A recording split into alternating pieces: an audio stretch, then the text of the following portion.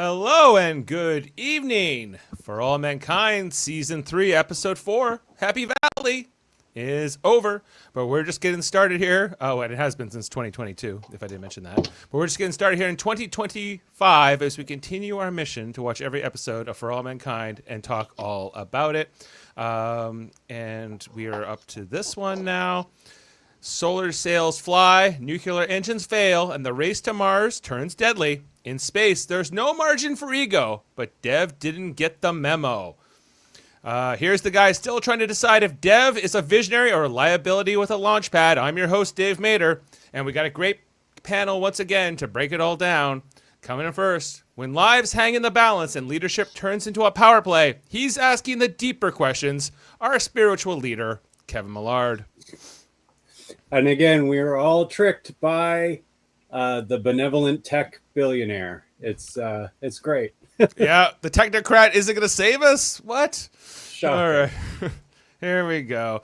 Well, coming in next, maybe a man who'll be skeptical of such things. He's our technologist who doesn't flinch at reactor meltdowns or corporate meltdowns. If it's reckless, he's already calling it out. It's Jody Simpson. Thank you, Dave. That was a nice intro. Thank you. Thank you, Jody. Glad to have you with us. Yeah, I think I'm like backwards or mirrored or something.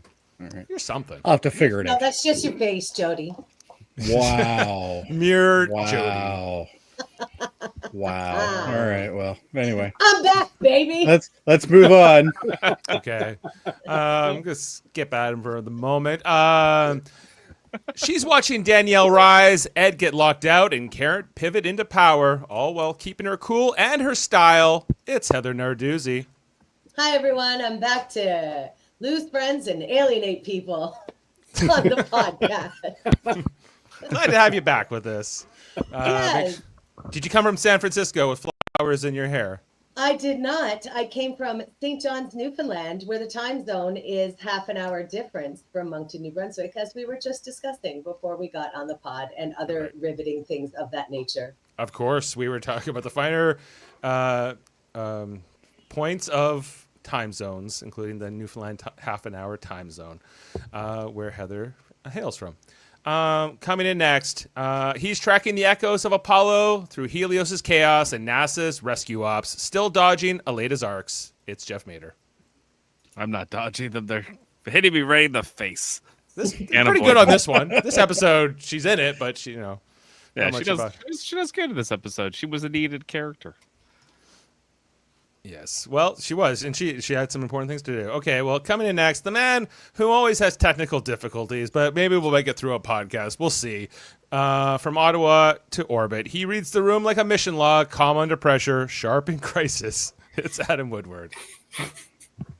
Great introduction. Very appropriate for tonight. I'm happy to be here. This was like the best TV I've watched in freaking months. It was great. Can't wait. Wow. I'm glad you liked it, Adam, and glad to have you all. And Heather, welcome back.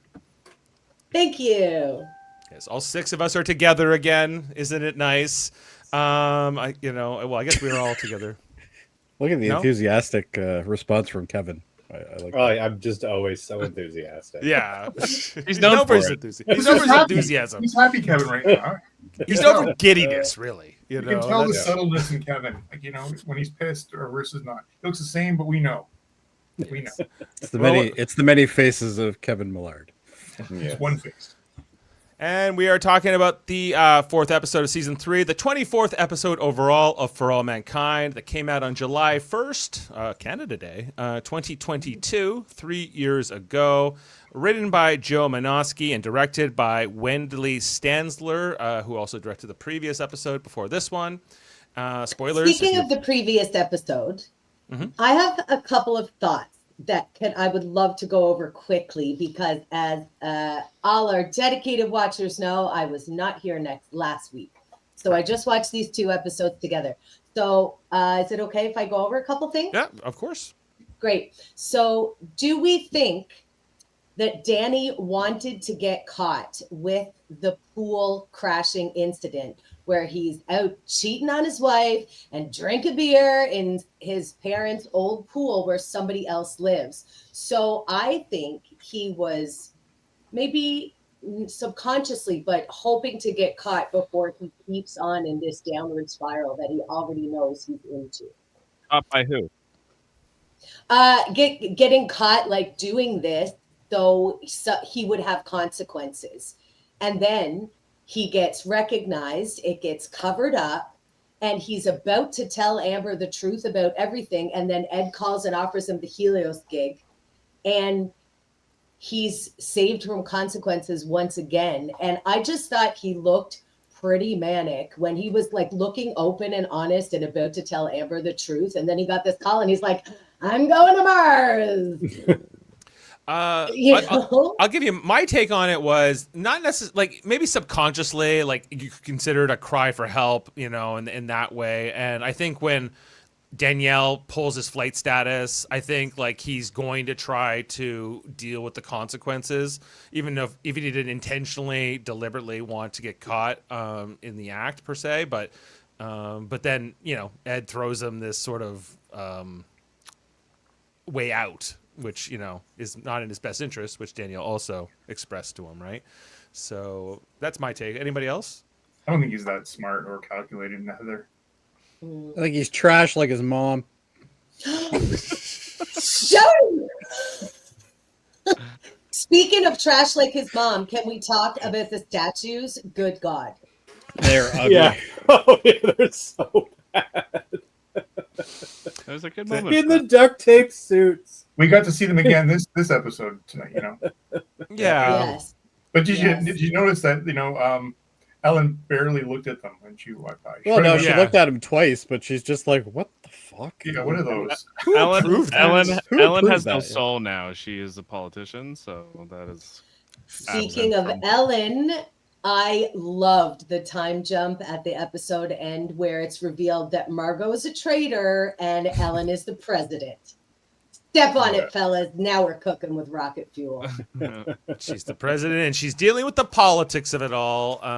You know, they want that sweet NASA money, all those billions from the patents, and that's kind of what Bill Clinton did, right? Yeah. You know, or cut the funding.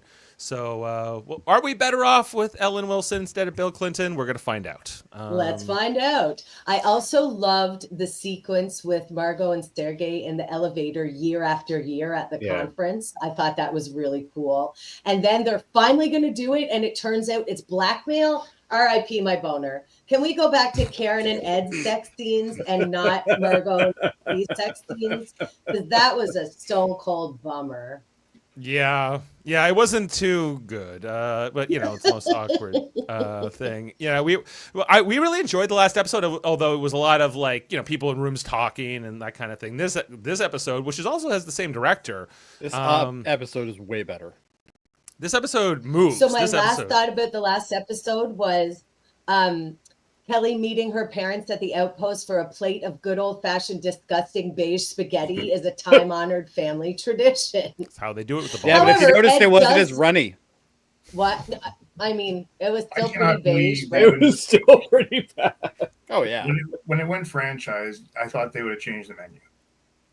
You think. no, No, it looked no, worse. everybody has but to have that crappy spaghetti. They brought Ed did break with tradition by making a good parenting choice for once and congratulating Kelly on her choice to go with NASA instead of being a Nepo baby at Helios. yes, So what good this job, is what he Ed. wanted. Good job, Yes. I guess, on all Kelly and Ed in that situation. They handled it all pretty well, considering. Listen, Yeah. don't put all your eggs in one basket. I think even Ed knows that. Yeah. Well, we're seeing how that's playing out here, as you know, we get into this episode and the race to Mars. This is all about the race to Mars. I just want to get some top level thoughts from the panel before we jump into the plot. Coming back to you, Heather, in a moment. Let's start with Jody. You know, did you enjoy this one as much I as love this maybe episode. Adam did? I thought it was probably one of the best episodes of the series. It's very fast. There's a lot of stuff going on, and some of the shots were amazing. The final shot in this episode is fantastic. Definitely didn't expect it. It was just jumped out at me, and just overall, I just really enjoyed this episode. It was like watching a space movie. Like it was very what's the word? I don't know, just exciting, maybe. exciting. Yes, we'll go with exciting. It was only I enjoyed 52 minutes this episode, so it's shorter than a lot of the other ones. Was it only 52 minutes? Man, Yeah. it was a good 52 minutes. Whereas like the previous episode was 61, so it was almost 10 minutes longer. It's almost like the episode is better if you cut out the boring stuff. Go figure. Hey, could be a strategy. And everybody sits there and tells me that I have to go for a long period of time. It turns out you can go really short and still have fun. Do we Just need my a wife. 12-minute Margot sex scene that really was no sex? And do we need that last episode? No. Well, we didn't. Well, we didn't it was get that important this episode, for the thank setups God. of certain things. Now, this episode written by Joe Menosky, who wrote like a whole lot of Star Trek episodes, Next Generation, Deep Space Nine, Voyager, and Discovery. Like he wrote like Darmok, he wrote Time's Arrow, he wrote Masks. There's lots of different episodes. Deep Space Nine. What else did he write there? Time. He wrote the Molly episode. Oh no. Time's Orphan. But he also wrote things like Everyone's favorite. Everyone's favorite. He also wrote things like Year of Hell, though, and Voyager, and a lot of the two-parters like Scorpion and Future's End and Unimatrix Zero. So, guy's been around. And I thought that this was a pretty good episode. I want to go to Kevin next. Did you enjoy this as much as some of the others? Yes, this episode had me right from the beginning. I fucking love anything pirates, so that opening sequence was great, and I love that it's the scientists were the pirates. Like they because they set this whole thing up as Ed's flying by the seat of his pants experience and scientists, and that they were going to get there a full As soon as you started days celebrating, ahead. As soon as you Amazing. started celebrating, you knew it was not going to be. Yeah, there's going to be some kind of turnabout. I have some thoughts on it, just because I'm like, if you can kind of suspend disbelief and go with this idea that NASA is going to deploy this solar sail system that's never been tested, that is, I guess, top secret, that nobody else knows about either. Had 2 right? years to test it. Well, but without Helios or the Russians what knowing computers anything. are. about They it. controlled Margot. Maybe Margot didn't know about it, Dave. I don't know who knew about it, but it's impressive. No, I think she knew about it because when they did it, she was like, And I guess you can go with this idea that, NASA's desperate to get to beat Helios to Mars, so they could maybe go with a kind of something they wouldn't traditionally do, which would be to play it safe and be much more careful and to go, extra fast here. Because it is a race, and it's, just not just with the Soviets in this case. So, yeah, okay. So Kevin's, he thought it was exciting. Adam, hey, there was alien references in this, like the. Oh my God, that was great. Yeah. It was fantastic. Listen, this episode. Listen, you know how I feel about Strange New Worlds and the disappointment I had, except for the first episode. Season 3 was not your favorite of Strange New No, Worlds. man. So it's been like so almost depressing, and I didn't love the first 3/4 of season 2 of this. It was a bit of a drag. So this season has started so great. I'm back. I'm feeling good. Cat? There's a cat. Yeah, it's obviously Heather's. Just one, okay. It's fine. Probably one of mine. All right, I back to don't Heather. think it is though. The loudest one's right here. Ugh. Oh, Oh. Hi, kitty. meow. It's Chunky deaf. Boy. She's got no control. She's deaf. Can't hear herself. Oh, There okay. you go. All right, we'll allow it. I'm Heather, going to so use that the line the next time. your Someone thoughts calls on this it too loud. episode? Heather? Me? Yes. Oh, please, please. there we go. She's back. Sorry, things went glitchy for a second there. I loved it. I wanted to keep watching, and I'm blessed and cursed with a short memory, so a lot of this felt pretty new to me. Like I couldn't wait. I forgot about the part at the end. I cringed. Wow. It was just pedal to the metal the whole time. This show is back in fine form. Lots of exciting stuff happening, and I'm stoked to see what's going on. Yes, I think there are at least 3 deaths at the end of this episode, maybe 4. I'm not quite. 3 we know of right now. Yeah, 3. We see like The, it appears to the be only 3. one that really matters is the one where like she gets like crushed by the other ship. That was a horrifying way to go. That was amazing, no though. kidding. I would have been like, I would have figured out that tether fast. I'm telling you.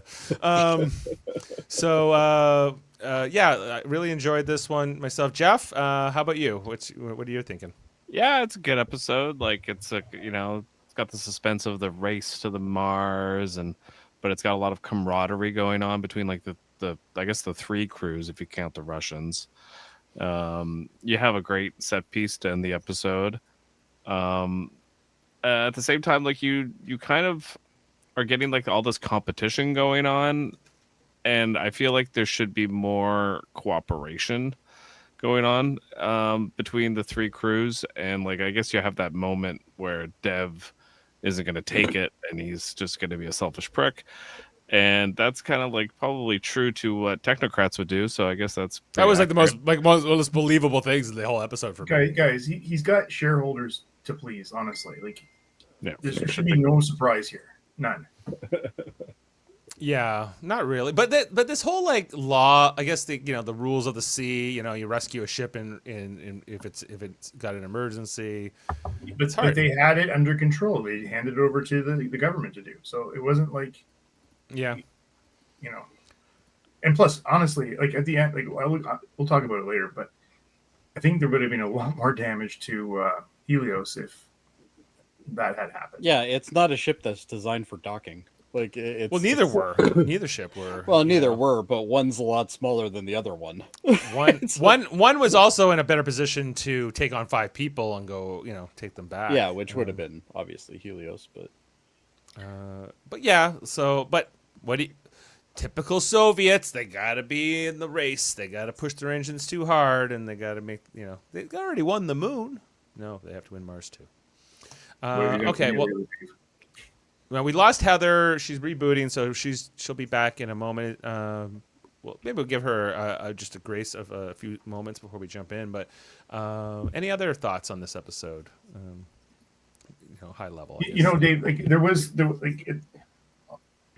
I mean, if you want to go to the end, but there's different outcomes that could have happened, different decisions, and I would have been happy with any of the paths they took. Like, I wasn't disappointed at all. And it was so great to have like almost a near perfect episode. I liked how they also shot when they finally got to the point where they were rescuing the Russian crew. They almost shot it in a way where you're like, oh, this is actually a ruse and the Russians are going to take the ship. So I don't know if that's going to happen, but it just, I got that kind of vibe from it. It was just kind of like, especially when the first one comes down and sees the other guy who's the defector from Russia. Dog of a defector. Yeah. They're definitely setting that up. Yeah. Interesting Well, choice to as put soon him as- there. Like, why would you put him there? Well, Yeah. how many people do they have on the ship? 6. 6? Well, now not 6 anymore. No. I guess the other plot line that we'll get into here has to deal with who we call not affectionately the other Stevens, Jimmy Stevens, and his plot line for this episode in this season. He's my favorite Stevens right now. He won't be for long. So I don't know. I don't know about that. I don't know. He's not Are we great. talking but- about the other one? yeah. Yeah. And The, who's the ball the cap favorite? and the wiggery. I just love how you're like, cat ass. Yes. Thanks, sweetie. Lots All of right. cat activity on the pod They're all tonight. excited to be on camera. That's all. The other one, his hair situation, Not Danny. it's rough. Jimmy. Yeah. Jimmy. Jim, it's rough. It's beyond rough. Okay, I would say. let's give Jimmy some slack. I mean, I'm by your hints. I guess he's going to do something horrible, but the guy's like had a bad life. Like he grew up in the beautiful Stevens family. Parents are astronauts, drinking astronauts, but regardless, he's like the black sheep, man. Feel bad for Jimmy. Yeah, he doesn't have the looks of the other Stevens, I suppose. That's his other failing. Yeah, and I don't know. Jimmy, I'm not going to give too much away what happens with him this season, but even these protests against the Helios and the clean energy, because it puts people who work in oil out of business, like, takes their jobs away, and trying to understand that kind of thought process. Should we keep polluting? I guess it has to do with like the idea of coal And like, do we keep doing coal, or do we switch to solar panels and to renewable energies? And and do we? How do you bridge the economics of all that? I think is another theme of the season. So, interested to talk to you all about that. But with no further ado, we've been talking for 21 minutes. Let's jump into the episode and run through everything we saw. So we're going to be jumping from ship to ship in various points of this episode. I We do start love here. how they give us the counter at the bottom too. Yeah, how many If it's kilometers constantly away? moving, yeah. Yeah, 24 million kilometers to Mars. We start with Phoenix. 244 million. 244,199,000. Does it actually matter? Like it's a lot. It's far. So anyway, so the Phoenix going here now. Adam, you were saying last night you really enjoyed how this episode took use of like sort of like the handheld camera effect, very Battlestar Galactica reimagined that Ronald D. Moore also created. Sort of the coolest parts of Battlestar and now this was that the vastness of complete space, and they come panning into this little tiny ship, and it just shows you how insignificant they really are and how alone they really are. Can we have one podcast where you guys don't take it to Battlestar Galactica or No. Babylon 5?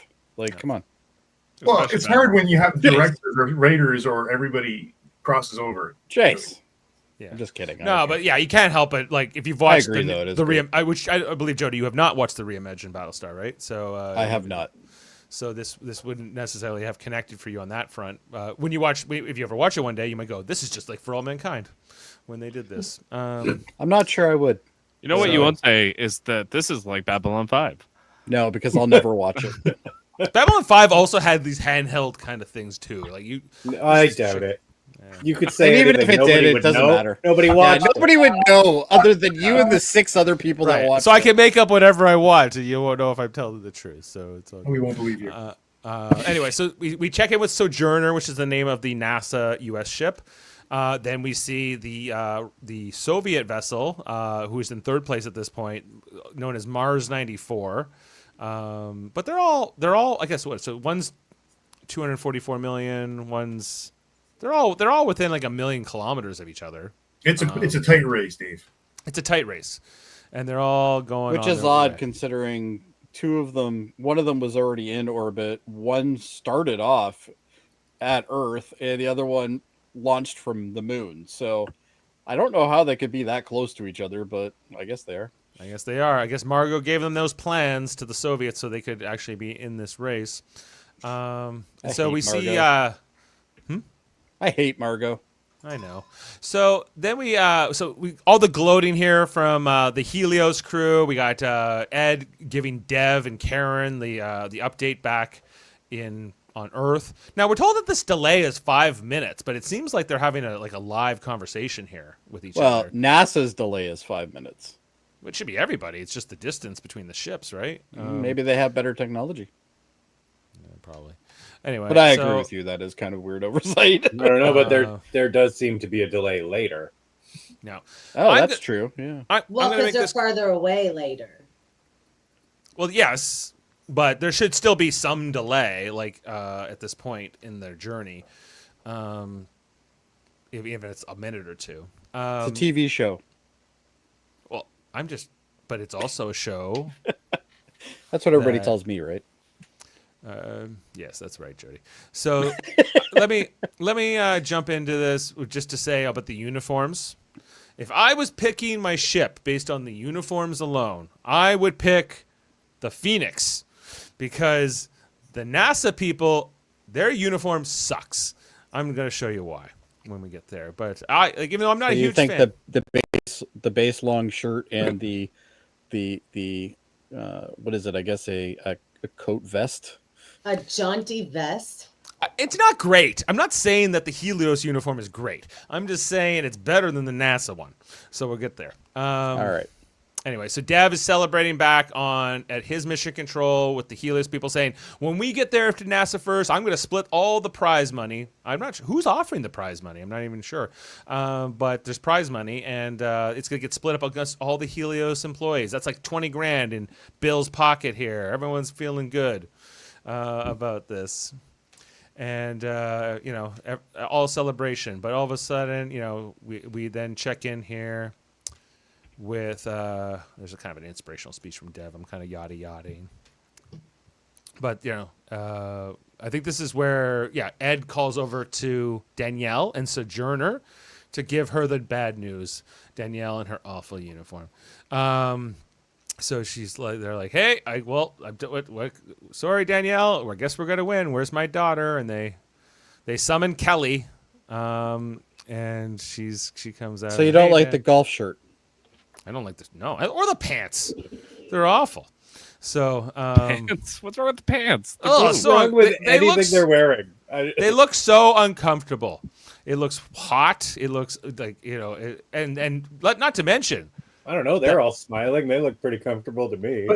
But here's something more important to me is, like, they're in zero gravity for all of that time out there. Yes, well, that's a good point. So, and I think that's also the case for the Soviet vessel, because there's no sign of any kind of artificial gravity being there. But yeah, this would be a problem, and probably not practical actually for a crew to be in zero gravity. I'm going to talk about this in fun facts, okay? Because even on the International Space Station, like, they have to constantly have people work on that treadmill where it holds you down to the ground, and so your bone density and your muscles don't break down too much. So I doubt this ship has anything like that that you can. I'd just like to point out that both Dave and Jeff are dressed exactly like Buddy in the console here right now. I'm not dressed like him. I got a watch on too. I wouldn't wear that shirt or those pants. I'm telling you that. Anyway, so I think the saucy crown's going to. I want today.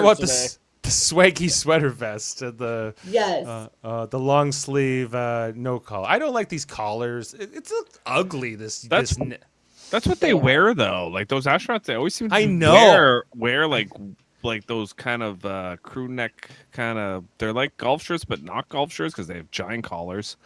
Well, it's crew necks for the crew, Jeff. That's fashion. And they're pirates.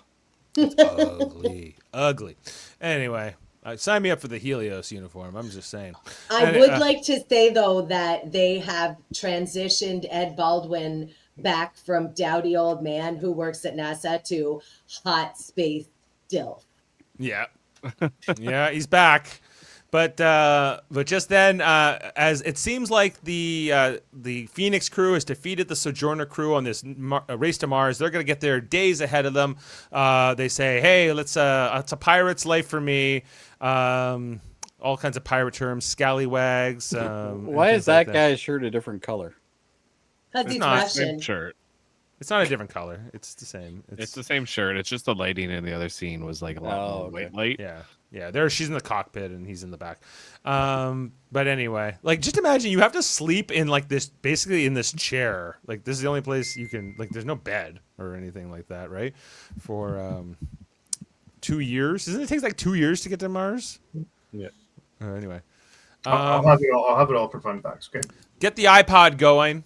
And we also meet Danielle's first officer. He's this Scottish guy who I think dies at the end of this episode. I guess he took over for Danny when Danny went to Helios. Anyway, the sails come out. The pirate music comes on. What's that from? Peter Pan or something? We're hearing the music. It's Pirate's Life for me. Disney movie. It's from Pirates of the Caribbean. It's not from Peter Pan? No, it's from the ride, way back when they came up with the ride. Oh, okay. So they're playing the music to Ed. He's like, they've lost their minds. Actually, Danny, give me their telemetry. Let me know what's happening. And they pick it up here and they start looking at what is the Sojourner doing. These big sails come out. These big hydraulics. It's impressive as solar sails are deployed here. So the solar sails really reminded me, obviously, of the Bajoran ship that Cisco and Jake build in Explorers, and also the Sona collector on the Baku planet in Insurrection. Absolutely. And Two things I don't want to be reminded of. Jody hates everything. No Battlestar Yeah. Galactica. No Star Trek.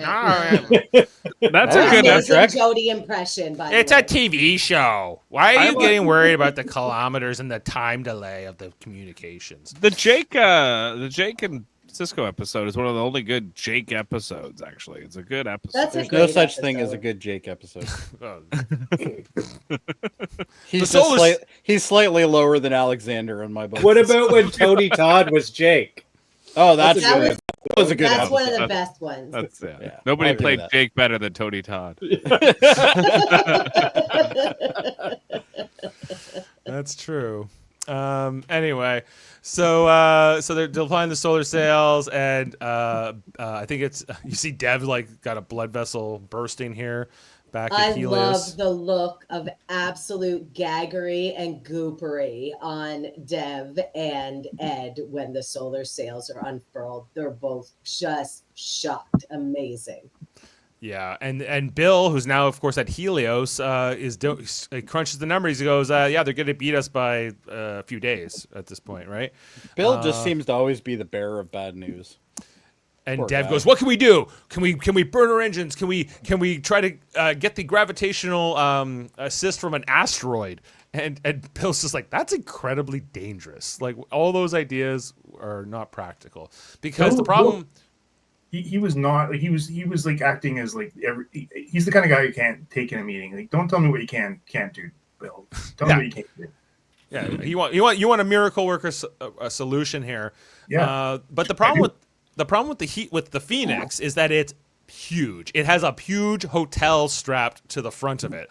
Therefore, it takes a lot more energy to slow down and speed up, and it's not as maneuverable as like Sojourner and the Mars 94 ships are, in that way. And so there are some limitations. And anyway, Dev doesn't like those answers. He's breaking computers and parts on the floor to express his frustration. And this is an LCD panel in the 90s. Like, that would have cost a fortune. Yeah, well, he can afford it with all his. Dev doesn't care. Yeah, he's got all the It's money. like, I'll break this. So he's thrown down. What about everyone- those pleats, though? Ooh, Yeah. something. Dev's a nice guy when everything's going well, but when things are starting to be a challenge, not so much. So he's basically a typical rich guy. Yeah. Okay. Tantrum. Tantrum let's here. have a from tantrum Dev. because we don't get our way. Yep. And back here on the Phoenix, Ed is realizing, with Heather's point, oh man, she played me here.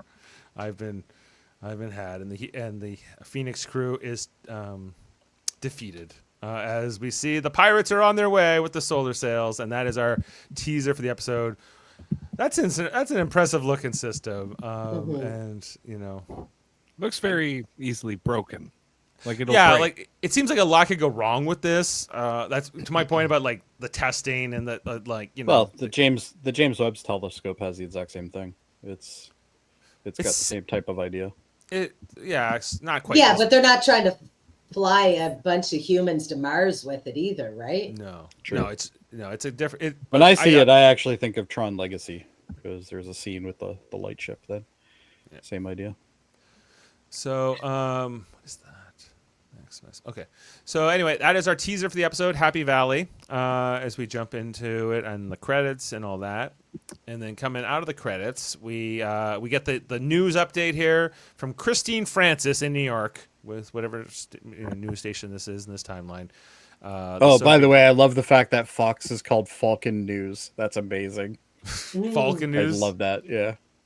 That's fun. They And even this logo they even is- mimicked the logo and just put like a falcon in the back. No, This it isn't logo is this, very though. similar to the CBS CBS, logo. yeah. Yeah, I guess that's without it being. Yeah, that's. Or kinda it's a what we're meant to Pokeball. think of. It's a Pokemon. Yeah. So right now we see that it looks. I guess like the Soviets were going to come in second place. No, now it would now still they're have been. dead last. It still would have been Phoenix in second place, but the Soviets were Americans are going to. a week behind at this Right. point. They said.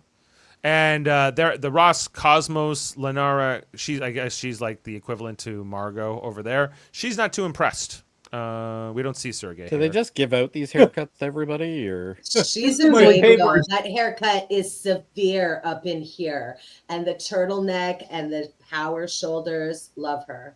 I don't- love here that the Russians accuse them of cheating. Yes. Like, Yeah. doing better than us is cheating. That's a very American sentiment. Yeah, they're learning from the Americans well, I suppose. Anyway, so they're pissed off, and then we see this the Eagle News. Is that what you were? yeah, Eagle not, News, yeah. not Falcon Sorry, News. I thought it was yeah. Falcon, yeah, Eagle. Yeah, but meant to be a Fox News. Oh, stand-in. totally Fox News. Bill McGann, I think, is this guy. He's meant to be, I guess, like a Bill O'Reilly sort of stand-in in this world. And, talking about all the jobs in the fossil fuel industry that have been displaced. I do love the marble backdrop, though. That is very 90s. It's a 90s aesthetic, very much. absolutely. Yeah. So there's protests we see across the country in front of the White House to save their jobs. They took her germs. They took her jibs. Send all Republicans to Self-care. Mars is one. I mean, valid sentiment. Don't go to Mars, but if you're going to Can go, we- send all the Republicans. Can we do that now? Right. So they're talking all about that, but Ellen's got a plan. She's gonna get the jobs going. She's trying to reverse climate change. That's what the real threat is here, and therefore that's why going to fusion energy is necessary. We all lived in the 90s. We never once heard of that. It was all global warming back then, not climate I change. know, but just yeah. kidding. Ozone layer. Ozone Yeah. layer we talked about. It was all about Acid rain. hairspray. Acid rain. Yeah. But this, And I like how Eagle News Channel is referring to it as Wilson's Folly. That's so like on brand for this Oh, yeah. type of reporting. but as a right-wing outlet, wouldn't Eagle News be on her side? Because a lot of this was going on with Gary Hart, who was the previous president in this timeline, who was a Right. Democrat. So anyway, we then transition. We get kind of a Nixon tape, little scene here with where I can't remember the politician who's talking to Madam President Wilson, but we then see there's the microphone that's attached to the chair here in the Oval Office. I think it's meant to be Rush Limbaugh, who was the Speaker of the House, because they refer to Rush again later as Rush- well. So I think They refer to Rush in this scene, but Right. but I don't Limbaugh think wasn't the he's Speaker of the present. He was never in real life. Like, he was just a commentator and Radio an guy. author. He's a Yeah. radio But guy. maybe in this universe he was. That would make sense. Right. Yeah. There you go. Oh, I'm thinking of Newt Gingrich. They're Yeah. all interchangeable white bigots It's anyway. basically the so- same person over and over. Mm-hmm. And speaking of interchangeable white bigots, here are two on the couch right here. Oh, I think thank this- God she didn't say about me. Okay. She's going to say it to two of us in this podcast. Thanks, Heather. No. This is meant to be the Speaker of the House, Dick Gephardt. Oh, he was a thing. He Yeah, was he's a a- real person. Yeah, so this is That- meant to be that- a None real of these person. people are real people.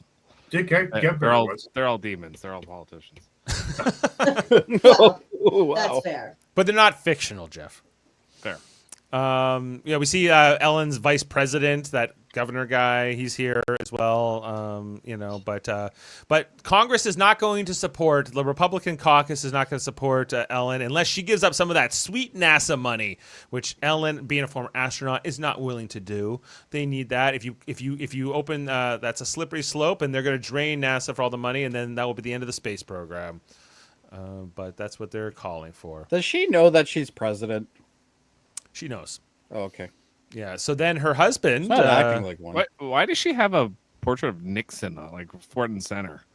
Well, Doesn't this seem is like the that- Oval Office. They do have pictures of I other feel like they could get a better Republican president. I mean, Lincoln's right over there. Like, wait, Is this Eleanor Roosevelt? Is that who this is meant to be? That kind of makes sense. It looks like the Queen. It does. Uh, I think it's an older Eleanor Roosevelt. Yes. Yeah. No way. That's the Queen. It's kind of That's not the interesting, Queen. but she's got that portrait of Nixon right over the fireplace. Yeah. Is and, that Nixon? Show me that. It's You totally really- Nixon. it's totally Nixon. It's Nope, like that's the Queen too. That's definitely Nixon. That's Nixon. Well, maybe that's who Ellen admires for whatever reason. So, but it's kind of interesting to see the Oval Office in this timeline, not like this gold crusted, I like didn't recognize it. Gaudy, I know. awful mess. Do you Right, want to know something nerdy? Yes. This Oval Office is way out of date because you see the floor. You see how like the wood floor has that paneling, like it's Yeah. like it changes from light to dark to light to dark. That floor was not put in until George W. Bush. So And now it's gold. yeah, well yeah, solid gold. But that floor was put in. I know because I'm kind of a nerd for these things. In the early 2000s. Interesting. So Maybe Ellen she wanted the same renovations George W. wanted. I'm just surprised there isn't any mirrors on the ceiling. That's all. No mirrors on the ceiling. Anyway, so Larry, right, her husband, asks for the room, and he was like, "Why don't we go to NASA for like a visit and like a photo op, and you can kind of go back to your roots and reconnect with them." And I just want to punch Larry's hairline. Is it worse than Jimmy's or better? I think it's about the same. They might even share the same wig. I don't know. Well, one pushes it forward, one pushes it back. Yeah. Like I understand obviously this is Picture this. this It's is- terrible for both of them. yeah, it's just Well, they're headed Ugh. there it's for the creepy photo whenever I op. see it. Ellen likes that idea. We then head back to space. See Mars 94. We never go inside that ship or anything, but then we see where they're all at. The Phoenix being at this point in second place. Now they are only 266 million kilometers to Mars. So they're But it was 244 Yeah. at the top Yeah. of the episode. that doesn't make sense, right? They were hoping nobody would notice. I think here. Anyway, and Turns out that did matter. Hope that didn't matter, but never mind that because guess who's the DJ out here in the emptiness of space? Kelly. DJ Nepo baby. She's no, yeah. Well, she did What get the hell is she looking at? There's nothing out there. She's calling out to the ships. She's playing the radio. We all know that's watched ahead. We know what she's looking at. She's wearing these ugly, uncomfortable clothes, and she's got to do something. So she's playing the different songs here for the crew. We then go over in the different ships. We see Ed. He might not be an old man, but he still has to inject into his bum sometimes. That's how it goes. With whatever. This is just an excuse to get Joel Kinnaman's butt on screen. Well, where Yes, else it are is, you and going we to do as the viewers heroin? appreciate it. Yes. And then we get, I love this, not the bums, getting the needle in it so much, but Ed running around the ship, to Can I Kick It? Which after I saw this episode like 3 years ago or whenever it came out, I then added that song to my run playlist and it's been there ever since. Good song. Yeah, it's a good run song. Dave, you can admit that you liked looking at Joel Kinnaman's bum. I know I can, but don't tell But I don't anybody. want to. You know what? so stop it. I'm extremely confident in my sexuality, and I am okay with the fact that he's got a nice bum. Well, he works on it. He should runs have. around the ship. Now, as we were talking about the last episode, this whole idea of centrifugal gravity would be very disorientating. Okay, and you might walking around would be hard enough. Trying to run around this would be not practical. You would probably pass out just because the gravity at your feet is different than the gravity at your head. You would have more blood in your feet, and like You can't there's all- focus on that when you're worried about whether or not Hal's going to take over. Well, that's how it goes. So, but that's Also, Dave, you would hear all of that and be like, "I'm gonna run it. I'm gonna run." I would still do it. Oh I yeah, would still you'd do it. you'd be going around that fucking thing like over and over again. But I might pass People out. would be like, "You're obnoxious, Dave." Stop running, Dave. No, you'll Maybe definitely that's pass what out. the Stop bum running, Dave. injections are for. That's what the bum injections are for. They keep you from passing out. We also get to meet a few of the other Phoenix crew. There's this older guy and the woman with red hair. There's this guy giving the middle finger to the rest I of love them. the fact though that he's making fun of him because he has to deal with the recycling of the pee. of the human waste. Yeah. Where they take it to the greenhouse here on the Phoenix. They're a little bit more fancy for sure. She explains how they recycle the pee into water and then turn it into. When you saw this lady though, you instantly thought that she makes all the meals, right? because I did. I No, was like, I I, looked at want her that with, woman to like, make the meals. I bet she there's does amazing stuff. who drinks her own pee. Oh, she doesn't care. She filters it. But hey, look what I did with your pea. I made you some Caesar salad, buddy, or whatever, and he's all happy with that. So eating it all up. Honestly, when she held up the bag, I thought it was going to be space weed. I thought it was Me too. I thought so too. And I saw this I would before. totally grow space weed. Yeah. Anyway, we're over in the bridge. I know. I guess they're testing the it's like the landing vehicle, the MSAM, the Popeye, on the Phoenix. We see Danny in there. Not much else to say on that. I guess they're just setting that thing up. We then go back to. Do you think Helios hired the guy that Kelly replaced on the Sojourner, the botanist? Oh, maybe. I feel like they should have. They did have a they- greenhouse. They did poach a lot of the talent. Yeah, I feel bad for that guy. That's all. And the Phoenix has way more crew members, so it's quite possible. I still don't see the reason why they needed to make it out of a hotel. I don't get it. Well, they get that gravity though, right? Like it gives you. But so they much more- built the whole fucking thing behind it. Yeah, but you're kind of repurposing something that already exists. You're saving a lot of money that way. You know, It's a with the- TV show, Jody. Yeah. Ah, that's true. Yeah, that's my new answer for everything. All your questions. It's a TV show. So then, okay, space merchandising Someone's boom. bitchy today. Every day, y'all. I wasn't space- talking about you. I Evan. know he was talking to me. I was talking about Dave. Yeah. Anyway, everyone's going space crazy on Earth. Although I am somewhat skeptical of this. You know, I guess with the race to Mars, people could get energized. Dude, there's but- people that walk around with Tesla mugs. Of course this would happen. space Barbies. I'd buy Space Yay, Barbie. Space Barbies. Those are real. Those are real for sure. Astronaut Barbie. Barbie has had a bunch of jobs, and that was, I think, one of the first ones. So what It you're looks telling real. me is Barbie can't hold a job. And we got Edward Klein here at NNC, the National News Channel. I guess. Well, no, it's just CNN. They just flipped it. It's just CNN backwards. They talk about that the North Koreans are trying to launch something towards Mars as well. All they'll end up doing is hitting South Korea anyway. It doesn't matter. Missile That tests from the North Koreans? What could go wrong? It's We secretly then- just a missile to shoot towards South Korea. They're just gonna finish the job. They're shooting it towards Polaris or the Phoenix. Yeah.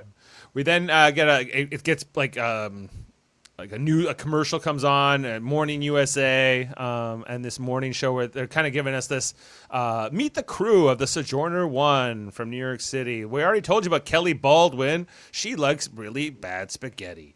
And then And she looked exactly the same since she was 16 If you years can't old. drink the spaghetti sauce through a straw, it isn't any good. then they talk about this guy, the Scottish guy who's like the XO of the ship. And then if you remember this defector guy from season 2, the Soviet guy? Well, let's remind you here. He defected in 1983 and he joined the crew. He joined NASA eventually and became an American. Worked at NASA. I would before not being- have sent him. That would not be Molly's choice. You don't know Molly's what- gone. You don't know what Molly thinks of Russian men. That's true. Molly's gone, everyone. It's all up to Margot and her Right. committee. Maybe she So- didn't I know like Kelly. because she couldn't see him. Oh, poor Molly. We meet what's this guy's name? The Soviet guy, the defector. I forget his name, but Defecting dog, I think is his defector name. dog. The guy who couldn't speak English until he was shot with an American bullet. But he luckily wasn't set on fire, so that's what made him want to join That's the United handy. States. He did not cook this.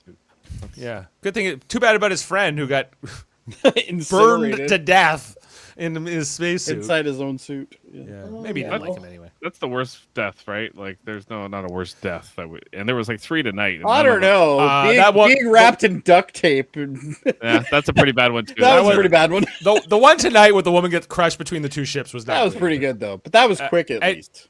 Not really. Her feet got crushed before her head. I'd rather be crushed in But- space than catch on fire inside Yeah. my Space. suit, boy. In Yeah. space. None of these are good. I admit this. Okay, so It's what they sign up for, guys. right. Yeah. I Anyway, don't we think find they do, but anyway. the defector dog, whatever his name is. His family doesn't seem to like him too much. They say that he's not helping him with the repairs or something here, and His wife seems like a bitch. Explain what the stink. The You secret's try always living taken. as Mrs. Defector Dog, okay? Yeah. It's a hard life. But guys, this is the same conversation that Karen had with Ed, like in season 1. True. Yeah. Mhm. Yeah. The woman who will get crushed later on, she's fetching juice boxes here Did we for ever figure Danielle. out what kind of juice this is? I was really interested. Tang. PG. Tang, Oh, is it Tang? obviously. All right. Yeah. Tang Yeah. doesn't come out that color. You have to Maybe it live in doesn't- like this. This would be like the Sojourner looks like you'd be living in like basically a like an RV for 2 years. This Yep. stuff not look like a great mission. No, hipsters do that willingly all the time. Well, I don't Yeah, there's understand people why that you- in vans. You're so concerned about their living arrangements. Like none of them care. They're like, we're going to Mars. Yeah. You know, all of them are like, it's worth it, even though we could die a horrific death at any moment. And All of we them would- will. Especially the one in the background. I want to be on the Phoenix. I'm telling you that. Look, they got salad. They got. I want to know gravity. how this is a Caesar salad. It's not Caesar salads, but It's microgreens, right? microgreens. Yeah, maybe it's the dressing makes it Caesar. Anyway, they're all some of the crew of the Phoenix are talking around the lunch table. They're talking about old movies, and this guy does the whole alien scene. That was amazing. With the what are those called? The things that pop out of you? Xenomorphs. Fest Xenomorphs. bursters. Face burst, face things. No. Oh, Face you guys, huggers. you Face guys hugger. are all just. Oh, Face hugger's already gone, guys. We've already had that. yeah, part. he's already dead. All right, well, whatever. But then they say, "Oh, do the scene from the movie." I guess that was Meg Ryan and Dennis Quaid, who when they played Tracy and Gordo, and just Love as in the sky. yeah. So this guy, I forget his name too. But he's a member of the Phoenix crew, and he starts doing an impression, I guess, from that movie, which is an impersonation of his father. Just as Danny walks in, and Danny doesn't like this too much. He asks, I mean, fairly though. Like that would be a fucked up thing to walk in on at work. I think you shouldn't be in space if you're not worried. If you're going to be worried about whether somebody's going to actually, bring up your parents who happen to be space heroes. Well, Like- Danny should not be in space. I think No. like we can all agree Yeah, on that. yeah, that dude is yeah. unhinged. He is. They He should have should just called him Hal. He should have went through a psychological test before, and he would have failed. But anyway, he asks to have a word in private with the young man who was doing that impersonation reference to his father, and then he wants him to keep going once they're one-on-one. He's like, "Keep going. Let's hear the rest of it." He's like, "Come on, Daddy. You know I love your parents. I think they're the best. It's okay. I'm sorry." And he's like, "Do it. You keep going. I I'm want to now hear it." referring to Danny as Douche Canoe. That's his new name. Yeah, Danny's getting pretty intense here. Yeah, let's hear about how the duct tape is tight. And This is such a. Oh, yeah. Yeah. This is probably the only scene I didn't like in this whole episode. but who comes along? Ed, who's known for being calm and not having. Oh a temper yes, at all. yes, he's very calm. That's, Yeah, so Yeah, he's like, "Hey, at work he normally is. that's true. Yeah, work. it's only when he's at home he's busting telephones. go mow the lawn in the middle of the night, Ed." So Ed saves that guy from Danny's moment, I guess, and then we have this one-on-one here with Danny and Ed. Ed trying to mentor Danny, trying to give him the right advice, but we see, Danny just despises Ed, but Ed doesn't know it. So there's this. Well, Ed would Ed's despise never been Danny the- if he knew a little bit more about his life. Yeah, well, there's some details that Ed doesn't know either. So I'm not then sure we- which one's worse though. who. Between the Well- two of them. Well, let's talk about the other Stevens brother, who's going to Helium-3 protests here, where they don't, people say no to Helium-3. Jamestown can't pay our rent as the presidential Well, if you join convoy NASA, it can. comes up Can here. you go back one? Can you go back one more? I didn't notice this placard of Ellen with her mouth silenced and being used as a puppet when I Yeah, watched it. A puppet of who, though? They're Russians. Big helium. Big helium. Big Yep. helium. And anyway, so as Ellen is going by here, we see an egg is thrown at her windshield. Unbelievable. Now, Jeff, did you have any reaction to this? Do you think that's About what? If somebody threw an egg at the president's limo? The Secret window? Service would have shot down half of them. Yeah, that is true. I don't know. I'm sure this happens in the 90s. Again, this car, I don't think is more modern in our timeline. Like they made I think it was during Obama's administration that they basically made the the limo armor. like a freaking tank, like that the president's in. Yeah. And so maybe it's not. You maybe also it's- don't have windows that don't have limo tint either. right. Right. Because the whole point is not to be able to see where the president is in the vehicle. But who's just there in the crowd? It's Jimmy Stevens, the other one, as we know him, with looking good, man, looking with his best grunge look. A reporter Life seems notices to be him. going real good for him. Yeah. Jimmy is winning life.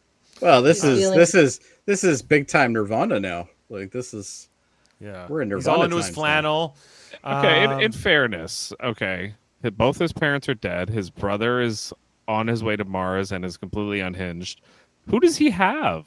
he's got Like, nobody. Exactly. He's got nobody. He's got nobody, and that's kind of on the people that knew Gordo and Tracy. Like Danny's a the- victim. Danny's not a victim. He's Jimmy this is. I mean, Jimmy's- Jimmy's a victim. Danny's a POS. I mean, he really is. Absolutely. Like jokes about his appearance aside, because we've always made some fun of Jimmy on this podcast. I do agree. He's ripe for plucking by Jamestown truthers who Yeah. are standing right here next to him. He's young, he's impressionable, he doesn't have anybody, and he's looking for something to believe in. And he's at this protest because he hates NASA and what it's left him with, which is nothing. Yeah, Like, he's how empty. old is Jimmy meant to be here? Like, his late 20s probably, like, at this point. See, the I don't thing, know. though, That hairline says 55.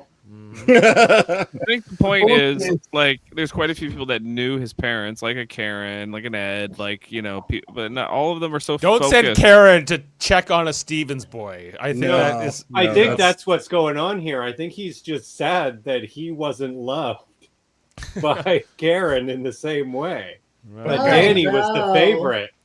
I don't want to sound like crass here, but the fact is, I mean, if both parents died saving Jamestown, they would have got quite the payout. I'm sure they had some pretty good life insurance policies with NASA. One of them. Yeah, I don't think I'm money sure is. insurance found some way not to pay. Oh, a I goddamn think this dime to dude's anybody. got tons of cash. I don't think that's the problem. I don't think it's a money thing. But he has no He's got nothing to do. He has no He's just- support system, right? You're right, Right. and they are like all over Danny, making sure he's okay, but they're not doing anything with this But guy. And Danny he knows how much of a douche his brother is. Yeah, He but gets anyway, Danny meets some people here. These other protesters. I know this actress from somewhere. I can't. place Yeah, her. she looked familiar to me She's very too. familiar to me too. Yeah. So she kind of woos over Jimmy. Says, "Hey, we're having Which some beers." is not hard. Any scrap of positive attention, and he's like, "I love you." I love you. So we'll come back to Jimmy and that group. We then see Ellen's visit to JSC, and she comes in, passes the statues of God, that's so stupid. Gordo and Tracy. God, I hate that statue. Yeah, she doesn't really look at it. You're right. She does when she goes back in, though. You missed that part where she stops for a second before she goes in and looks over at it again, and then she goes in. Yeah. We see it's Ellen's picture now up there with Margot's. I guess, This is foreshadowing for the fact that these two are going to butt heads sometime in this season, I'm sure. We have a Marine in full dress uniform giving the announcement of the President of the United States coming into the room. Everyone comes I'm not in. sure she'd be escorted by the Marines, though. I think she'd be. I don't think the Marines would be there for that. Anyway. So, but then there's kind of this conversation as she's coming in where it's Margot and Aleda's. Aleda's like, "Oh, well, she used to be one of us," and Margot's not anymore. She's a politician now, and she's sold out, and she's not with us. She's not one of us anymore. So Margot is Pretty Jeff fun then. coming from Margot. yeah. Margot is Jeff then. Yeah, she's sold out. Yeah, okay. Exactly. But Margot, does the handshake, and of course they've known each other a long time, and She does a nice little speech too. Ellen does her little speech and about how proud she is of everybody and the solar system, and how they're gonna beat the two others to Mars and all those things. So I don't know. Some looks here between Margot and Aleda, being skeptical. Yeah, that's the we can't trust this. We can't trust her anymore. That's that look. But we can't trust you either. You can't trust her, Margot. Yeah. Yeah. No, I know. 2 years now. Another 2 years has passed, and when we found out, that, she found out that She's on like 10 years worth of, communist secret trading. Yeah. Well, anyway. So this guy's like the first lady, right? First gentleman. Well, he's first lady. Let's be honest. First man. But yeah, that's actually the title that you would get, first gentleman. Yeah, I know. Mm-hmm. Anyway, so I'm just glad a woman's running the country now. it is better. Okay, now back. That girl, by the way, her name is Taylor Dearden. She was in The Pit this year. Oh, that's Bryan Cranston's daughter. Yes, 15 episodes. Oh, okay. Yeah, that's why I haven't seen The Pit, but yeah. Has she done anything else, Adam? A Breaking Bad, but minor role, and something called Sweet and Vicious. How did she get the Breaking Bad role? It was Nepo nothing. baby. Nepo baby. Just like Kelly. Anyway, but she doesn't go by the Cranston last name, I think, for that reason. Her sweet ass role, wagon. her role in the in Breaking Bad was Sad Looking Girl. That was her title. Oh, well, Well, she's really good in The Pit, by the way. She's very, very excellent. Anyway, and I'd forgotten that Marine from season 2 was in this season. It's that guy. Yeah, I didn't put that together. Yeah, and so he posits a conspiracy theory, Jeff, that what do you think they're not telling us everything that happened up there on the moon? How could that Marine guy get shot in the back by a Russian? That's a stupid conspiracy theory. So stupid. Yeah, gun. Duh. It's almost it's amazing how much that this show like shadows real life sometimes. Really, truly. Yeah. I rolled my eyes so much the whole time he was going on with this. Like, oh yeah, me too. really. I'm just like, wow, I think I've actually heard this before. And Jimmy just eating it up. Well, he's got nothing else to do. That's right. Yeah. Well, and which might also be what happens in real life. He is vulnerable to this, and like right? Exactly. Anyway, so we'll come back to that story. I think that's the end of it for this episode with Jimmy and them. We see that we check in with Sojourner. We got Kelly doing all her radio gigs, but all of a sudden she gets a transmission from. It turns out to be the Soviet vessel Mars 94. Who is this? He's like, we're about to do something very stupid on this ship, right? He's telling her over the radio. You might have to come rescue us in about 10 seconds. Is kind of what he's alluding to. And she's like, oh, now you speak English. Okay, all right. Yeah. He's like, you seem like I can trust you. She's like, trust me to do what? To play a good song while we try to do this, I guess. But he's trying to reach out there. As the Soviet ship, Mars 94, is going to basically burn out their engines way too hard. Push them so that they can try to, make up the distance here in the race. Some conversation with Danny. I can't really what it is, but... He made somebody laugh? How'd that happen? I don't know. He said something funny, apparently. So they all start to notice that the Russian ship its telemetry is changing. They start checking out the readings here, and Margot, who of course is given all those plans to their ship, like for the nuclear reactors and things like that they're going to burn them out. She's the first to kind of figure this out with just the preliminary data here. I so want this woman to get her come up. She tipped her hat here, by the way. How does she know about the nuclear reactor? Like, this is a little, to me, again, nobody caught You're right. it. So is Aleda going to figure it out? I guess is probably maybe the question. So anyway, they're starting to figure out. Oh, the Soviets are not. They're going to burn out their thing. That's going to lead to a meltdown in the reactor, and they're potentially going to be stranded. And they keep asking like the defector dog guy about his people. He's like, they're not my people anymore. I don't. You know. Danny also And they're took like, off- whatever, took off her DD, shirt. you'll always be a Rusky. Okay, Ivan. Anyway, so they're coming, figuring out like, hey, the Soviets are burning out their engines. They're gonna be stuck dead in space, and they're going to potentially be, killed by radiation by their own ship. So good thing that the president just happened to be here in Mission Control during all this. She asks to speak to the Soviet ambassador right away. To get them. And they bring her like a cellular telephone suitcase. Right. That has a direct line, I guess, to the ambassadors or all the. That's the football, the nuclear football. That's the football, yeah. I think this is a different suitcase, isn't it? Oh, I don't know. I don't know if it matters.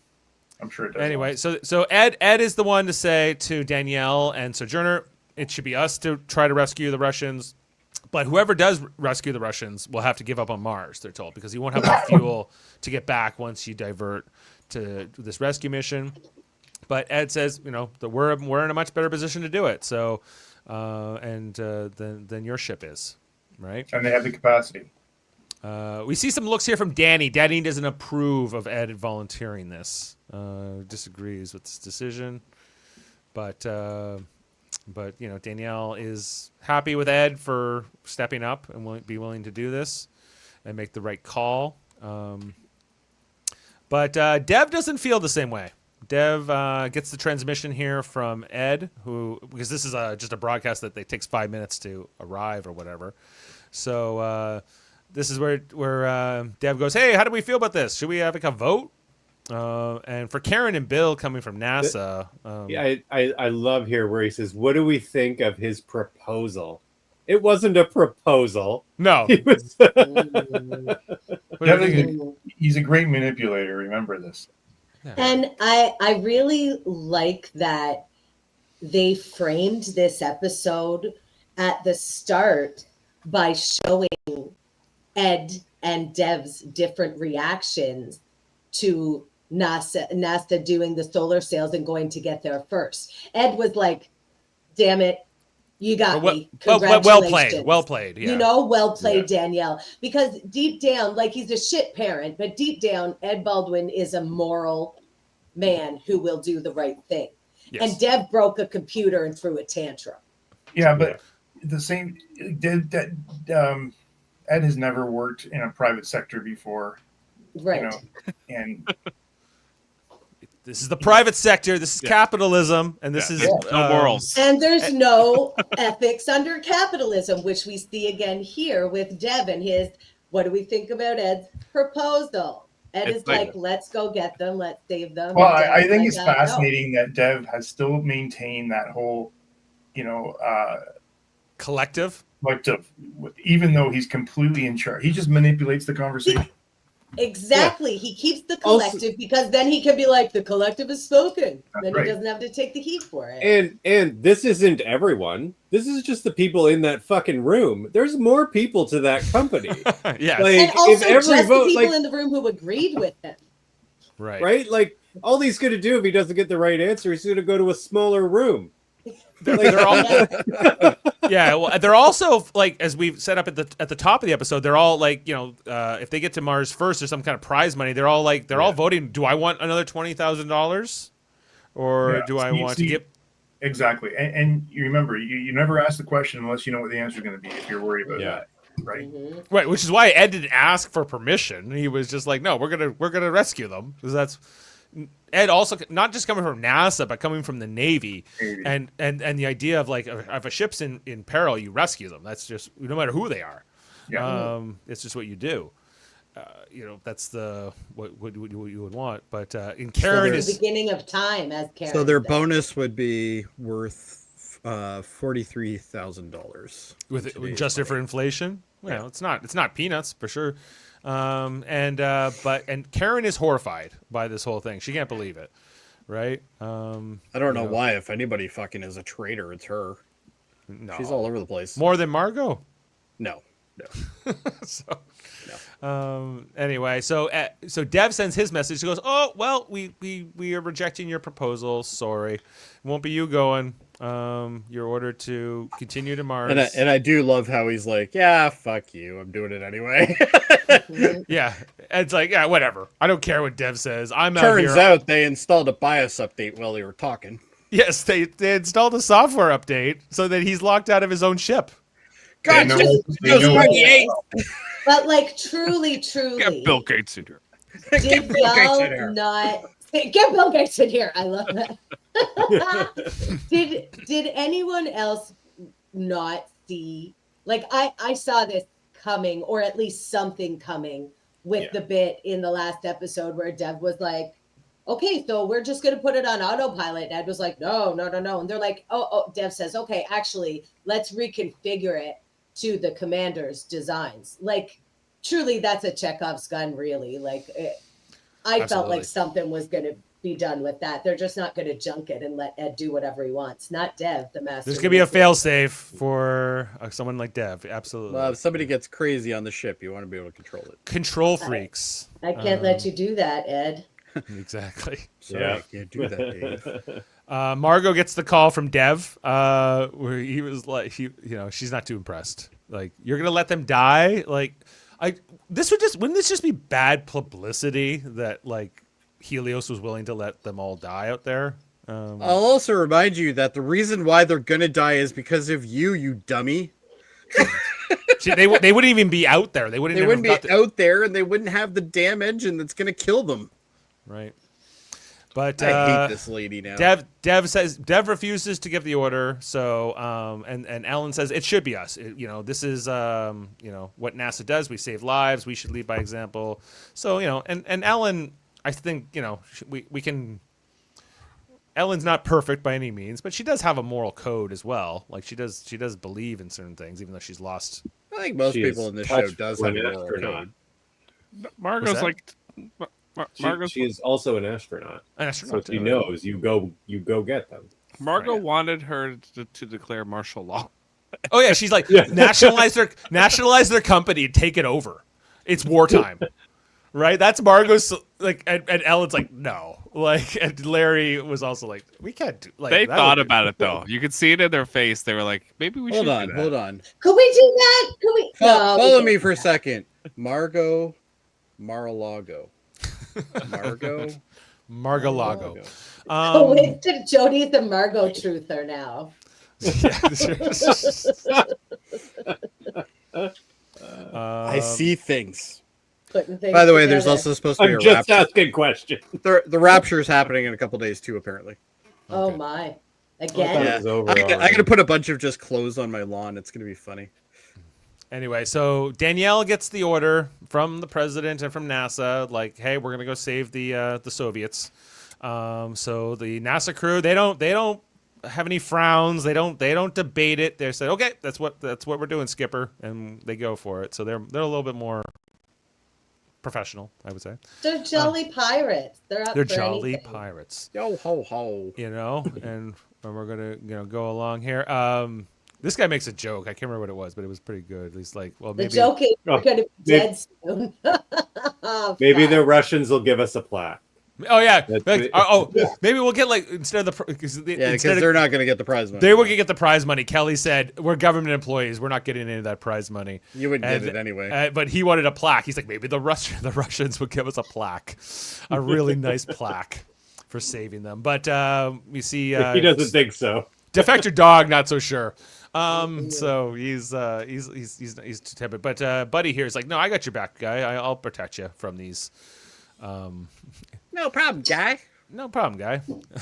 Anyways, Protect you from these guys and your family. No problem. right. So they pull in their solar sails and they head over to save the Russians. They Ed is talking to Danielle and he feels bad about this because this isn't what he wanted here. But she goes, "I work for the United States government, Ed. You work for an asshole." So that's just how things go. And he's like, "You're not wrong." You're not wrong. Yeah. He just kind of chuckles here. Anyway, so this also means that the Soviet cosmonauts are going to have to come on board Sojourner, right? Which will be the first time since 1983 that's happened.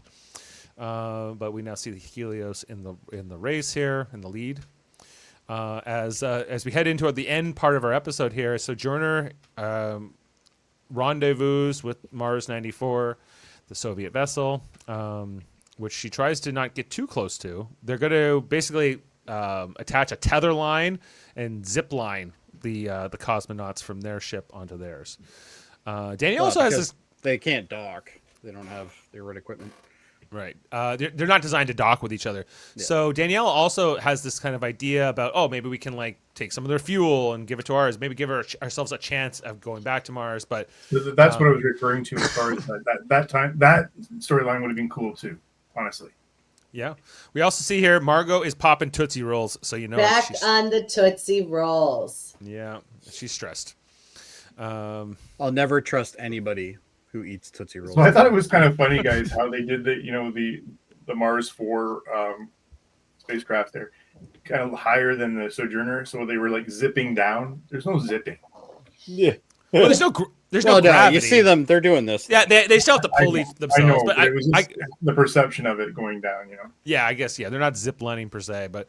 I never thought of that, but I would imagine they did it because it makes sense to our gravity brains that's how it would work. Yeah. Like that, it didn't even occur to me to question I think that. we have they're going down. They're going down on the line. It's the same thing like in Star Trek where everybody's on the right side up. Like it's just and facing each other. Yep. Well, it kind of makes sense in some ways in Star Trek. You think of like Voyager, a ship that has to be able to land on a planet, they would still have to have an up and a down and that kind of thing. But what about on Babylon 5? It doesn't matter. Nobody saw it. Depends what class of ship. So anyway. So the woman who ends up getting crushed here at the end, the NASA astronaut, I don't know her name, but she was sent out there by Danielle to get some footage of the Russian ship to see if they could take the fuel. I say we call her Squeezy from now on. Oh no! R.I.P. Squeezy. It's even better when she says it. Yeah, she goes through like a oil press. Anyway, so then. We got the dog of a defector. The Soviets are not. If I was being saved by NASA, I think I would save my defector comments until everyone was saved. Until you're at least on the ground again. Yeah, he's not even like carabiner in. These are Americans. The last time him right at the airlock. The last time these guys met, they shot at you. Like, come on. Yeah. And this is this the guy from season 2? Is he? Yes, it's the guy who shook hands with Danny in the photo. It's him, right? Yeah. Okay. I'm pretty sure it is. His name's Kucherov. Okay. Anyway, he's not too happy to see defector dog either. So this is where everything starts to unravel. Because back in Houston, we got Aleda's doing the math. She's looking at the readings here from the Soviets' ship. And she's figuring out quickly that something's going to blow up and their ship is going to collide with them. She tells Margot almost immediately, but the problem is like it's a 5.5 minute delay each way for a communication to go. So basically, why do they have the ability to see their instrumentation? Maybe they're sharing it with them because it's a rescue mission. Oh, maybe. Okay. So anyway, they say. Abort the mission. Get the hell away there as fast as 5 kilometers away as fast as you can. All right, basically. You know what's worse than Margot? That shirt. Her hair. No, look at the shirt. I love that shirt on Margot. Her hair is terrible, but I love the shirt. I'm okay with the shirt. Anyway, so they're bringing. I guess they got the 3rd cosmonaut or the 4th cosmonaut over, but just then we pan to the other side of the Russian ship and we see what Aleda saw was going to happen. That this fuel tank ruptures and starts basically propelling the Russian ship towards Sojourner. So they'll collide here. This is a big ship, though. I don't think it's actually going to go nearly as fast as it was portrayed, though. Like it would take a while for it to actually get to that speed. There's no resistance. It's TV though, Dave. So don't worry about it. It's TV. Anyway, so the woman who is I hope you got the best shot on this. I can't wait to see it. Oh, it's almost there. she was trying to get her tether undone. Like, I would have figured that out really quick, but she I drops need her my thing. emotional support cat. for Yes, this you need her part. cat. You see her trying, like, you have to just unscrew that thing quickly, but it's all happening very fast. Maybe faster than it should. I don't know. She was screwed either way. Didn't matter if she unclipped that thing. Yeah, it's coming down. And like, not only that, but it's if Sojourner's destroyed, they're all dead, right? Yeah, but the good news is she's the wedge. she's protecting them. She She's saved like, them. she's like one of those bumpers that the yachts use. Yeah. Oh. No. Oh no. Anyway, here's the Squishy. this was not a good way to go. Maybe not as bad as burning to death in your suit, but it This wasn't is good. a lot faster than burning to death in your suit. True, it's number, faster. It's number 2 of worst death though. It's, of the show. it's So- not good. I have the Blu-ray rip of this, right? So I got the 5.1 surround sound, so you could hear the cracking. It was Right. amazing. Yeah. You are a ghoul. You should sign up to be a politician. Yeah, should. you should run for office, I think, Jody. Anyway, so Scottish guy sees that happen. He's like, "Oh no!" But He's like, and oh no, squeezy. the tether gets broken here between the cable between the Russian ship and the Yeah, no one Sojourner. cares about the other guy. They're And the all fifth worried about cosmonaut. Squishy. He flies He and he lands face first into the Russian ship. And as he comes around, we see he looks pretty dead. I think. Yeah. He's gone. He's gone. Yeah. So at least 2 are dead at this point. And then all of a sudden, the Scottish guy sees this cable I flying don't think at I'm getting him. I'm not getting a plaque anymore. We might get a plaque, but he'll never get to see it. He's gonna as- get like a statue of him with a freaking cable in his face. Probably. If anything Watch has the taught me new about one. this season is that these steel cables are kind of a catch-22. Steel cables are always the ones that kill you. Yeah. As it seems to break his That was the amazing. the glass on his suit, so we can presume this guy did not make it. Yeah. But I just I love That how they was a ended it though, because very, it literally very went, cool shot. and then it went to 5 to 10 seconds of black, and then it showed us the credits, which I thought was pretty Yes. neat. And that was the end of the episode. So thanks for going through that with me, guys. I know it was a lot. Even though it was a short episode, there was a lot visually interesting to go through. It was a great So- episode though. So I know we've had some of that trivia peppered in already, Adam, but I would love to know more. Yeah, so I did. Whoa, what happened here? Give me a second. Just a couple things, guys. On the there was a couple references we didn't talk about here. There was a Star Trek reference, actually 2. Lars referred to the Wrath of Khan in one scene, and then Yeah, I they also remember talked about if they only had a photon torpedo. Oh Yeah, I yeah, remember that too. they did reference photon torpedoes. I forgot. Yeah. And then there was obviously all the references to aliens. Yeah, not Alien, Aliens. Right. Pacific. Okay, so did some research here. I'm not sure where we got months, but one-way trip to Mars, when Mars is the closest, which is 34 million miles, Okay. is actually, and that happens every 26 months. So that's when they were saying, we got to go in 94, we got to go in 96, or whatever. So 35. So the closest it comes. How many is million miles? 35 million miles? 34 million. 34 million. So they're way far away. Which is in kilometers. Wow, what is that? That's still the math 54 doesn't math. million kilometers. Yeah, But so weren't that they saying doesn't like math. weren't they saying like 200? 246 They said million. 244 million Yeah, I'm not sure first, what all that and then they means. said 266. Was doesn't it make miles sense. or kilometers? Either way, It wouldn't wouldn't matter. matter. Either way. Yeah. They're talking kilometers. They have to be. But still, kilometers, it's not even close. Kilometers, it's 54 million, not 250 million Why kilometers. did you get that wrong? That's a pretty easy thing to look up. Right. I did think it was interesting though that Guys, hold on. It's just a TV show. I know. I did think it was interesting though that Kelly was only using Celsius for that one part where she's like, "Oh, it's this temperature in Houston and it's this temperature at Shackleton Crater." And it's Yeah, this because temp- everybody Because around the world NASA uses. has figured out how to speak the real language. yeah, there you go. Metric, Okay, so it's 260 days, which is 9 months. 9 months. I'd rather have go Caesar from- salad, even if To I go got to from drink my own here poop. to Mars, it's 9 months. Yeah, but for some reason it takes 3 years to come back. Okay. All right. So Pretty let's good. talk about what happens when you're in space for long term. So first of all, bone density lost. Yes. Prolonged exposure gives you significant reduction in bone density and mass, increasing the risk of fractures. Astronauts lose an average of 1% to 1.5 per month in zero gravity percent of mineral density. They also get muscle atrophy. With the constant pull of gravity, muscles don't have to work as hard, leading to muscle. Sorry, without gravity, muscles don't have to work as hard, reducing to muscle loss.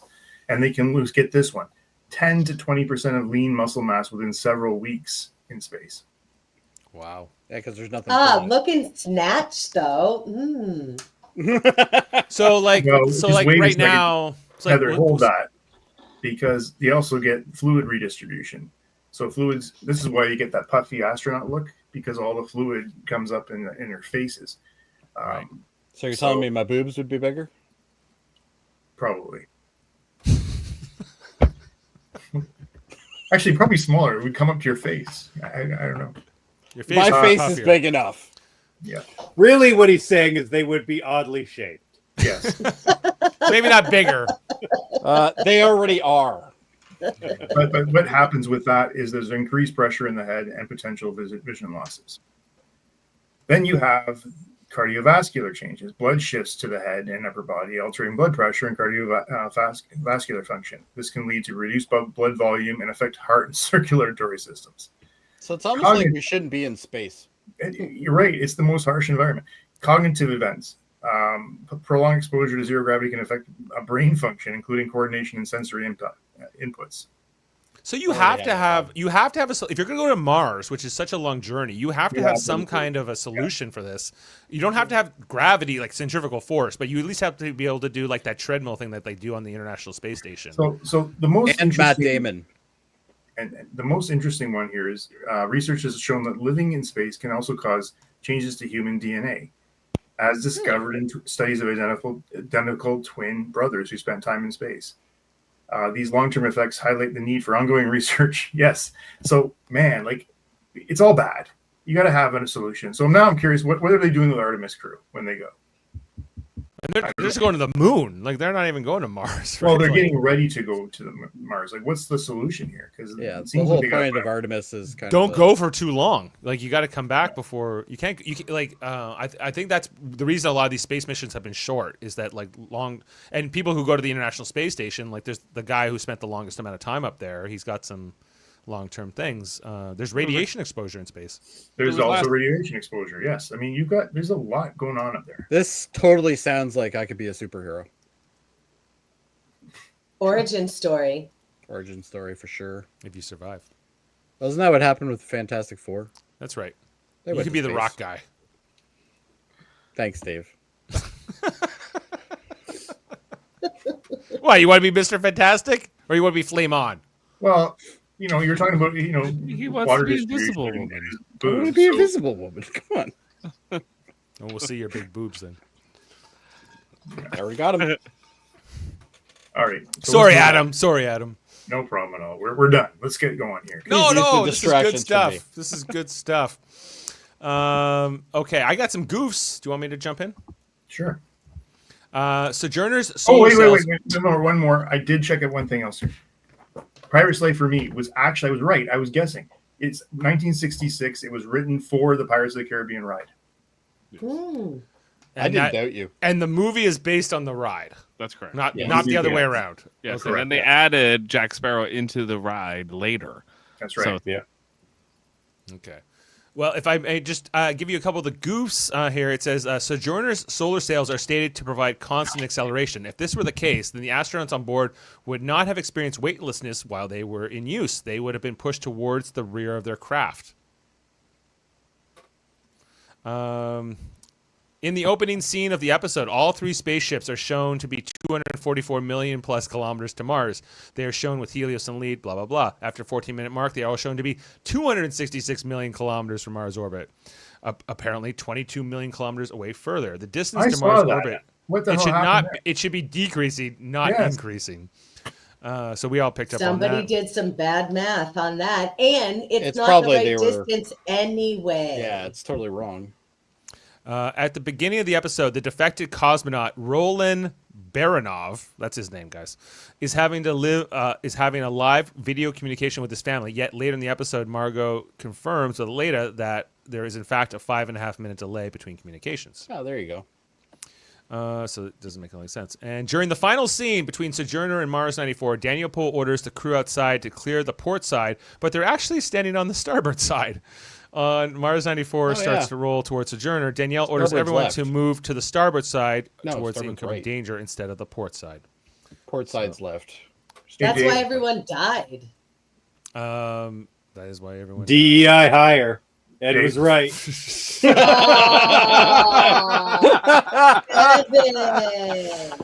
All right. Well, with that, I think we're ready to rate the. We got one more thing here. If you check in the chat, I did post a picture of the most current astronaut wear, I guess, in space. Their uniform right now. It looks pretty cool. I doubt it. It looks like Enterprise uniforms, probably. And it looks like Enterprise uniforms, exactly. Yeah. Okay, fine. I will give you this one. This looks good. Okay, if I had to wear it, but when they get in the spaceship, they're always wearing those. They're always wearing those ugly golf shirts and the stupid pants, and I'm not. So this is for real, the real NASA outfit right now. In 2022, 2021. Pardon me. So it's the same one today, I imagine.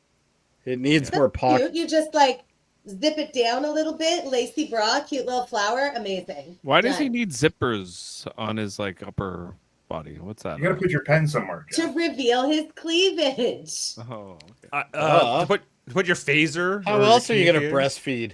Like, why did Archer's suit have? They had the same zippers, really. Yeah. Anyway. They had more of them too. They had a lot of pockets on that thing.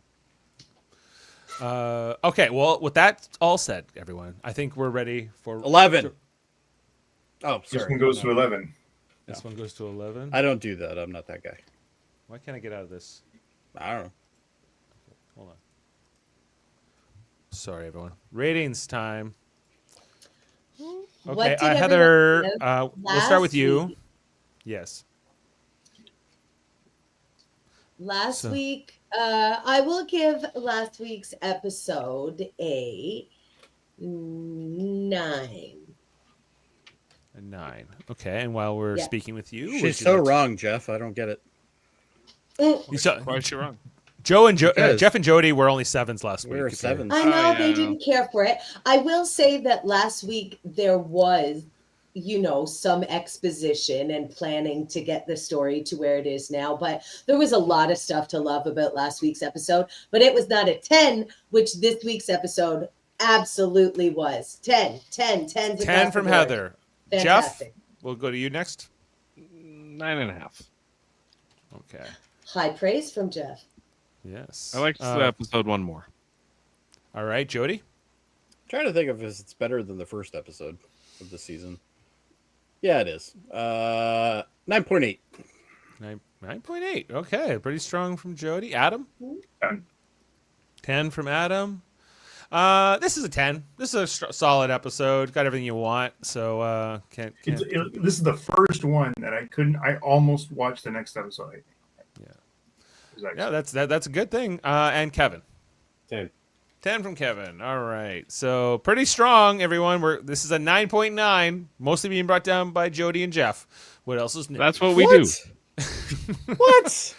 So I'm off by 0.1. Come on. What you do. 0.2, yes, that is Jody. what you do, guys. That's No, 0.1. Our average is 9.9. I can do math. I can't, okay? This has an 8.7 on IMDb, so it is the highest rated of the episodes we have watched so far. Sometimes the internet's right. Me and Jody are just more to the norm. You guys are just homers. Yeah. We're homers. No homers in this one. Anyway, so that is a 9.9, 8.7 from IMDb, a 9.3 average. So far, this is our strongest. 9.9. And our average for season 2 at this point is 9.2. So we're looking strong. I think this one's going to do better overall. It's been a good season so far. I can't wait. Like, I don't want to spoil anything, but Well, there's my favorite episode is still yet to come from this season. Like, it is so memorable. If there's one better than this, I'm going to be very happy. And I'll just say to Heather and Jeff, like, it's the one with the song that keeps going in the beginning. Like, you know what I mean?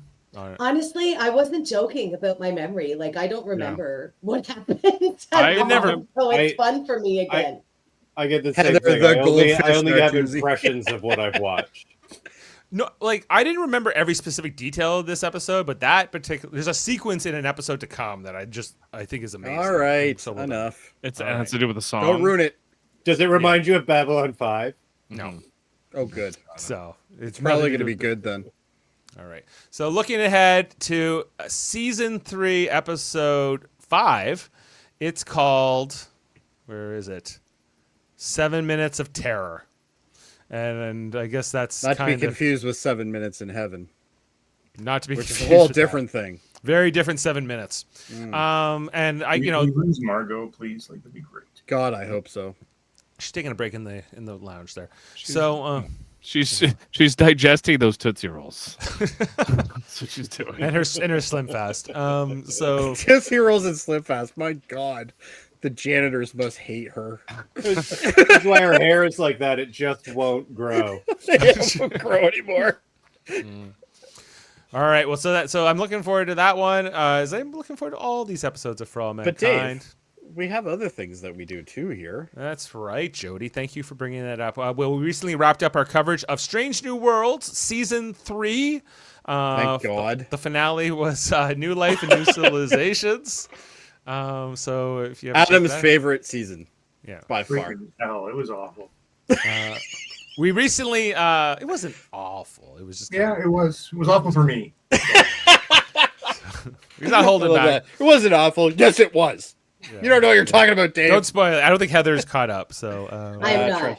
I've been telling her my thoughts all the way along. It was He has. Yeah. all right. She knows what she's in for. We recently had an episode of Trivial Debates with a Star Trek Next Generation theme. That was hosted by Jody, and it featured myself, Heather, and our friend Sean Farrick from Trek Culture. Go check that out if you have not already. That was back on September 7th. We did that one. And That was it really fun. I had a good time. Oh, I just laughed so much. Yeah, we were having a good I time. I started actually watching the rewatch of that. So I actually watched the episode. I got like 10 minutes in and I just had to stop because I was laughing too much. Again. Yeah, I was laughing at myself laughing. That's how crazy it was. That's how much you need to go see it, everyone, or hear it. And then, of course, we're back with our Star Trek The Next Generation reviews. We are now into season 3, and we are this Thursday. I think we have Heather. We have, and the two Chris's. We have Chris Shaggy Vasilis and Chris Worldmind Murphy joining us for the Ensigns of Command, the episode that features the Sheliak corporate and Data on a planet with some colonists. So check that out. This Thursday night, we will be covering that. All right. I think those are all our nods. Thanks to the whole panel and the crew. And we'll be back next time for another episode of For All Mankind. All right. Well, we'll see you next time, everyone. You have a great night, and see you next time. Beam up some Star Trek content with Live Long and Podcast. A roundtable movie discussion with Hey, did you see this one? And movie reviews with Hold Up, a movie podcast. And take a peek into the darkness with Heard Noise, Must Investigate with Michael Chan. Watch us duke it out on Trivial Debates. And let's chat about TV with the Super Mater Brothers. It's all here on the United Federation of Podcasts.